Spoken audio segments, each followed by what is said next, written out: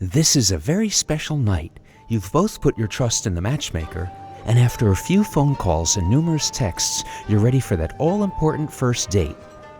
You want to make a good impression because this woman sounded warm and witty, and hey, you never know, she could be the one. So you chose a swanky restaurant, bought a new shirt, and washed your car. The wine is excellent, the conversation is flowing, and you're prepared for every contingency, except one. You had the peel your own shrimp, and now you have to go wash your hands. Leaving the table upsets the whole dynamic and throws a monkey wrench into your plans because using the public bathroom is like entering a gymnastics competition, except the apparatus here are sinks, urinals, and stalls. And each bathroom presents a different degree of difficulty for your routines. You could get injured, or worse, you could commit an embarrassing infraction and your lovely date might find out about it. Since you can never be too safe, I'm going to give you a few tips. First, don't take a bath in there. Even though it's called a bathroom, you can't take that literally since there's no bathtub. And no improvising. Second, sometimes they're called restrooms, but don't be fooled.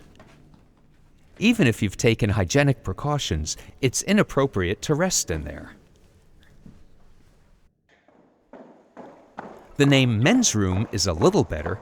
It tells you who goes in, though it doesn't give you a sense of what they do in there. Anyway, you've got to wash your hands. Washroom, yeah, that's a good name since they all at least have sinks. They also have soap dispensers, which never work right. You and the other guys have to play dispenser bongo to coax the soap out. Finally! Hey, are you seeing this? No, because you're having a flashback to when you were in an ex-girlfriend's washroom for the first time. There were like 18 bottles of liquid on the sink, none of which said soap, a quarter of which were flavored, and 3 of which were empty. Whatever happened to just plain soap? Now it's liquid hand sanitizer, body wash, cleanser, moisturizer, antibacterial foam, hand wash, and countless combinations thereof. You didn't know whether to put it on your skin, drink it, or smoke it. So you did eeny, meeny, miny, mo, and somehow ended up washing your face with a chemical skin peel. No! Anyway, you try to turn on the faucet, but some wise-ass engineer, not a mechanical engineer, but his evil twin, the maniacal engineer, designed a smooth, polished, spherical chrome handle, and there's no way you're going to get a grip on this thing with soapy hands unless you're packing a pipe wrench. Damn, you are prepared. Still, anything's better than dealing with automatic faucets. You can never figure out how to trigger the electric eye. And have you ever tried brushing your teeth at one? Good luck, it's not meant for that. You wave the toothbrush under the spout like you're conducting an orchestra while the electric eye simply mocks you. You finally turn it on, and of course the hot water doesn't work. The hot water never works. Now your hands are dripping wet and frostbitten, and the paper towel dispenser is mounted across the room at a level slightly above your head, so when you reach up, all the water runs down your arm onto your chest, and now it looks like you're lactating. And the towels are so rough that they'll literally remove 4 layers of skin, old paint, or even chrome if you're not careful. Which gives you the idea to fix this so-called handle for the next guy.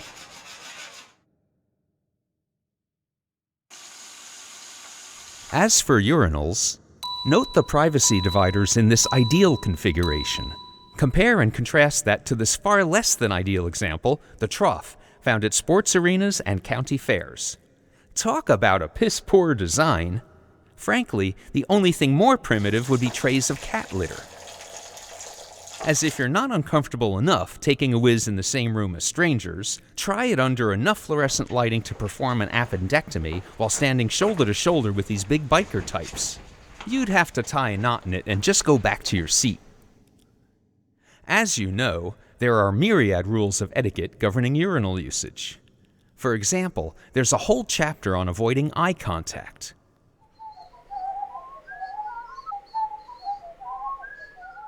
And while you and your brother may have tinkled together at the toilet when you were kids, trying to cross your streams as if you're sword fighting.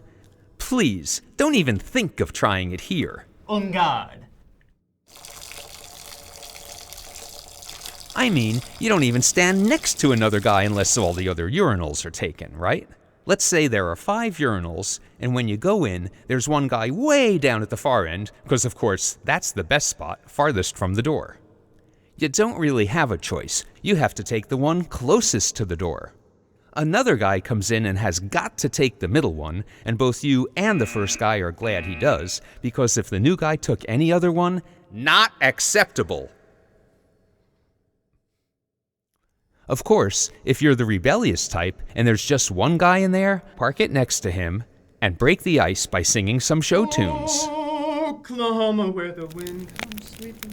If 2 more guys come in, you can try Barbershop Quartet. Sweet Adeline. Sweet Adeline.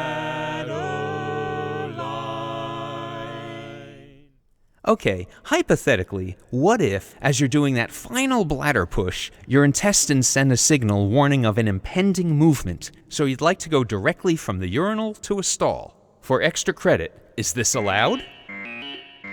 If so, what's the procedure? Do you need permission? Everyone in there's going to wonder what you're up to. It's an advanced maneuver for sure, and this one isn't in the book. Are there forms to fill out?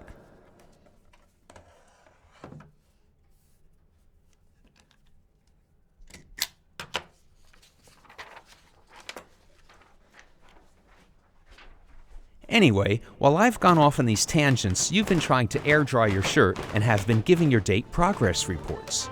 You don't want her thinking you've escaped out a window. It looks like she's coping just fine, so no worries. But you've been in there so long you actually do have to use a stall, and this is problematic.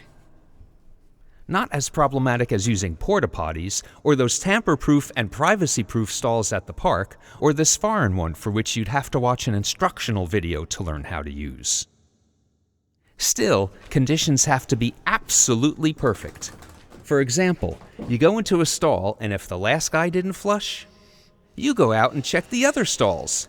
We don't want to flush someone else's business. We don't want to look at someone else's business. Frankly, we don't even want to know that someone else has business. You finally find a stall that's tolerable, and you notice too late that there's too little toilet paper. By the way, I get why this is called facial tissue, but why is toilet paper called bathroom tissue? You're not blowing your bathroom's nose with it.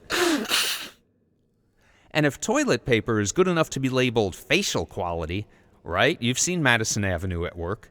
Then Kleenex facial tissue is certainly good enough to be labeled anal quality.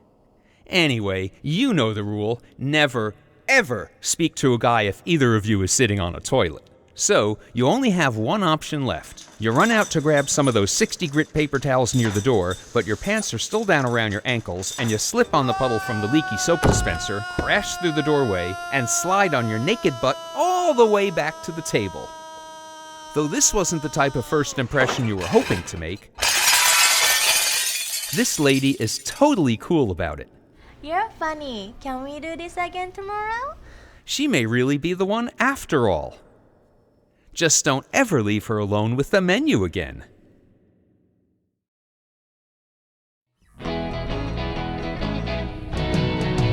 I'm sitting on the throne, I just want to be alone. But the phone is ringing and the kids are screaming. I got up to take a look, in a panic dropped my book. Now the toilet's plugged, overflowing on the rug. The water heater lost its power, so I'm freezing in the shower. And my eyes are full of soap, and I've given up hope. Cause I'm reaching for the towel, and I think I'm gonna howl. You see, I slipped on the puddle, made my mind all muddled. Now I'm crying on the floor, cannot even find the door. There ought to be a warning, cause it happens every morning. Morning, morning, morning. I've got the bathroom, restroom, men's room, washroom blues.